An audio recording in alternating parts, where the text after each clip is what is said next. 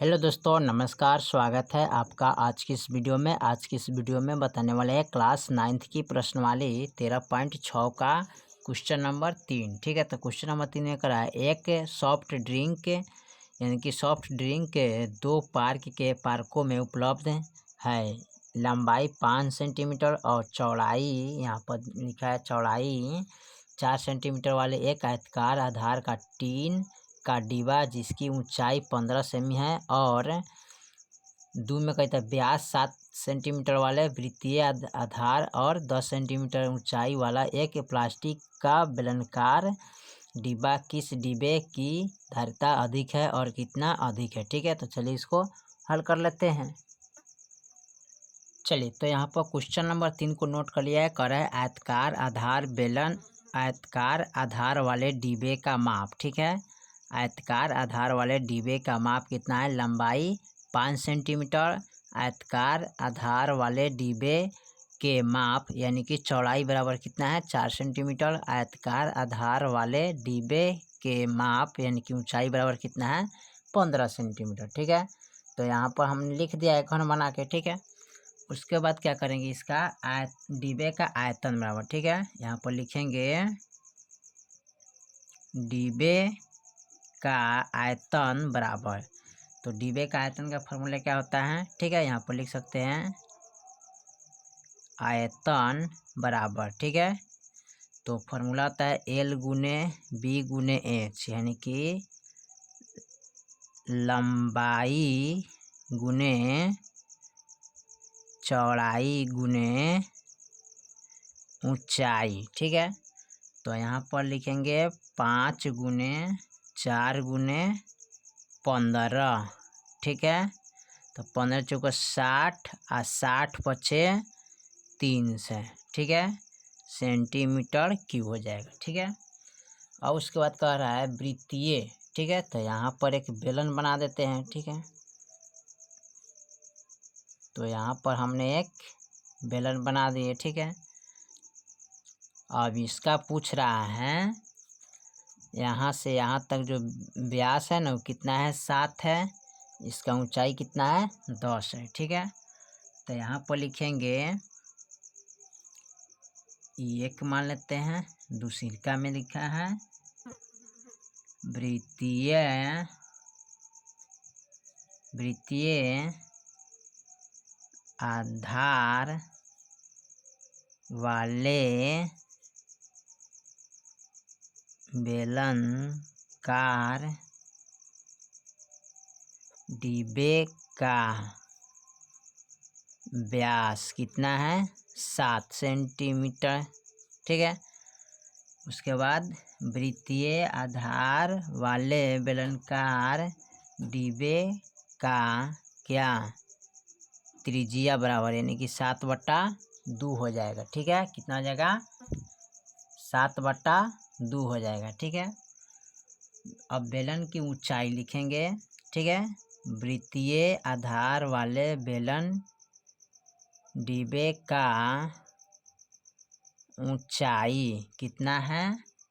तो यहाँ पर 10 सेंटीमीटर है। ऊंचाई कितना है? 10 सेंटीमीटर, तो लिखेंगे 10 सेंटीमीटर। ठीक है, अब बेलन के डिब्बे का आयतन बराबर। ठीक है, तो यहाँ पर लिखेंगे वृत्तीय आधार वाले बेलन का डिब्बे का आयतन बराबर, यानी कि फॉर्मूला L गुने B गुने H, यानी कि लंबाई गुने चौड़ाई गुने ऊंचाई। ठीक है, चलिए तो इसको हम क्या करते हैं? हल कर लेते हैं। ठीक है, तो यहाँ पर कितना है?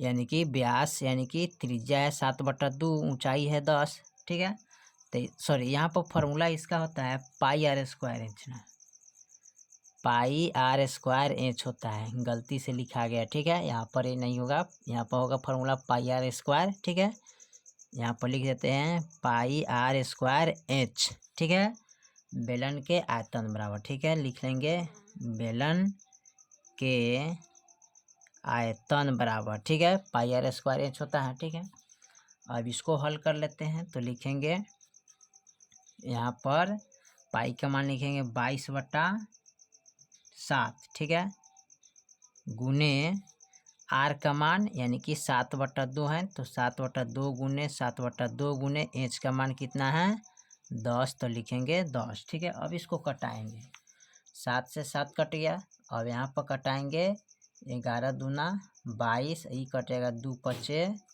10, ठीक है। यहाँ पर होगा 11 गुने 7 गुने 5, ठीक है। 11 7 77 और 77 पचे, ठीक है, यानी कि 7 पचे 35, हाथ में 3 और 7 पचे 35 और 3 36 37 38, यानी कि 385 सेंटीमीटर क्यूब हो जाएगा, ठीक है। 385 सेंटीमीटर क्यूब अब कर रहा है, तो अब यहाँ लिख लेंगे अतः बेलनाकार डिब्बे का धारिता अधिक है, ठीक है। कितना अधिक है वो भी यहाँ पर नोट करना है, तो यहाँ पर लिखेंगे 385 माइनस 300, ठीक है। अब घटाएंगे तो कितना 85 अधिक है, ठीक है, यही आपका आंसर हो गया, ठीक है। चलिए ये आपका आंसर हो जाएगा। क्वेश्चन नंबर 1 का बाद हम देखते हैं क्वेश्चन नंबर 3 के बाद देखते हैं क्वेश्चन नंबर 4। क्वेश्चन नंबर 4 में क्या कर रहा है, क्वेश्चन नंबर 4 कर रहा है यदि एक बेलन का पार्श्व स्टेज क्षेत्रफल 94.2 सेंटीमीटर स्क्वायर है और उसकी ऊंचाई 5 सेंटीमीटर है, तो उससे ज्ञात कीजिए। तो एक में कर आधार की त्रिज्या निकलना है, अब बेलन का आयतन बराबर हमको लेना है, ठीक है, या आयतन निकलना है। यहाँ आधार का त्रिज्या निकलना है, अब बेलन का आयतन निकलना है। अब पाई बराबर हमको क्या लेना है 3.14 लेना पड़ेगा, ठीक है। चलिए इसको हल कर लेते हैं। चलिए तो यहाँ पर हमने क्वेश्चन नंबर 4 को नोट कर लिया है। बेलन का ऊंचाई 5 सेंटीमीटर है, ठीक है, और बेलन की पार्श्व स्टेज क्षेत्रफल यानी कि फॉर्मूला क्या आता है 2πRH। आय का क्षेत्रफल कितना दिया है 94.2 सेंटीमीटर, ठीक है, यानी कि इसका पूरा क्षेत्रफल दिया है 94.2 सेंटीमीटर।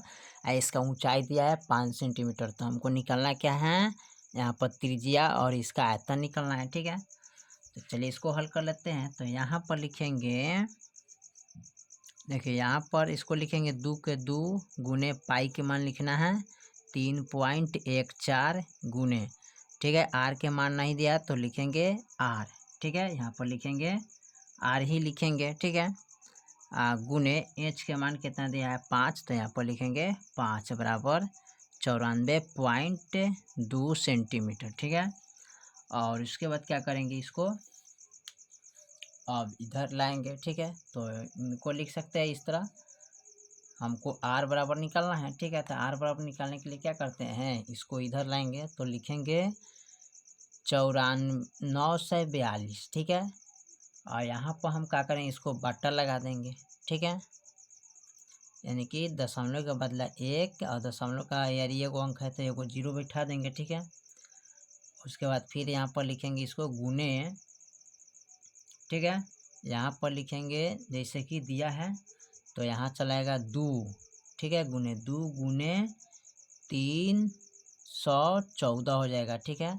और दशमलव का बदला 1 और 2 अंक है तो 2 0 बैठा देंगे, ठीक है। अब देखिए अब इसको कटाएंगे तो 0 से 0 कट गया, ठीक है। अब यहाँ पर काटेंगे तो 2 पचे 10, ये भी कट गया, ठीक है। यानी कि यहाँ पर काटेंगे, सॉरी यहाँ पर तो देखते हैं 314 तिहाई, ठीक है, इसको कटाएंगे 314 तिहाई तो ये कट गया, ठीक है, 314 तिहाई कट गया, ठीक है। और यहाँ पर जो है ना, यहाँ पर इसको काटने के लिए यहाँ पर गुने 5 होगा, ठीक है, एगो मिस्टेक कर गए थे 5 यहाँ पर, ठीक है। यहाँ का दिया ऊंचाई, ठीक है, ये भी मिस्टेक कर गए, ऊंचाई लिख लीजिएगा, ठीक है। तो 5 से ये 5 कटेगा, ठीक है, तो बच गया क्या 3, तो आर बराबर कितना आ गया 3 सेंटीमीटर, ठीक है। तो यहाँ पर कितना लिखेंगे 3 सेंटीमीटर, ठीक है, 3 सेंटीमीटर हो गया।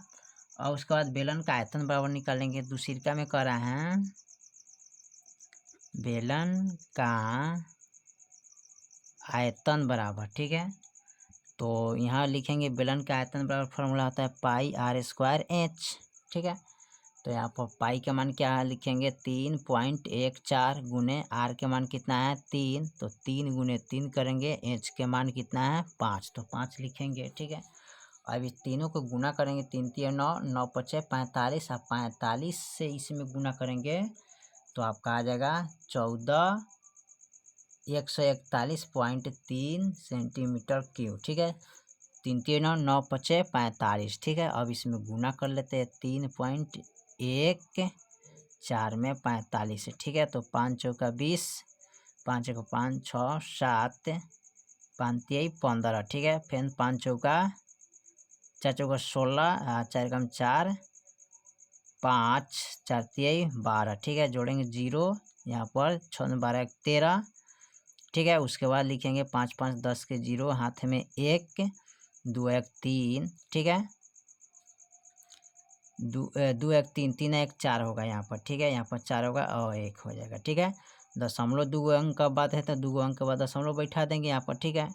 यहाँ पर यानी इसको गुना कीजिएगा 3.14, इसको गुना करेंगे, ठीक है, 45 से, ठीक है। यानी कि 3 3 9 9 5 45, अब 45 से इसमें गुना करना है ना, तो 5 चौका 20 के 0, हाथ में 2, 5 एकम 5, 5 2 कितना होता है 7, अब फिर लिखेंगे 5 3 15, ठीक है। कितना लिखेंगे 5 3 15, 4 चौका 16, यहाँ पर लिखेंगे 4 चौका 16, फिर 4 एकम 4, 4 1 5, हाथ में 1 कोना, 4 3 12, ठीक है। अब इसको जोड़ेंगे 0 6 7 कितना होता है 13, हाथ में 1, 5 5 10, 10 के 0, हाथ में 1, ठीक है। 5 5 10, 10 1 11 ना होता है, यहाँ पर 11 का 1 देंगे, 2 1 3 3 1 4 1, यानी कि अब 2 अंक के बाद दशमलव है तो 2 अंक के बाद दशमलव बैठा देंगे, यानी कि 141.30 आंसर आ जाएगा, ठीक है। चलिए, तो आपका हो गया आंसर, फिर मिलते हैं। तो चलिए, क्वेश्चन नंबर 3 और 4 कंप्लीट हो गया, फिर मिलते हैं अगले वीडियो में, तब तक के लिए जय हिंद, जय भारत।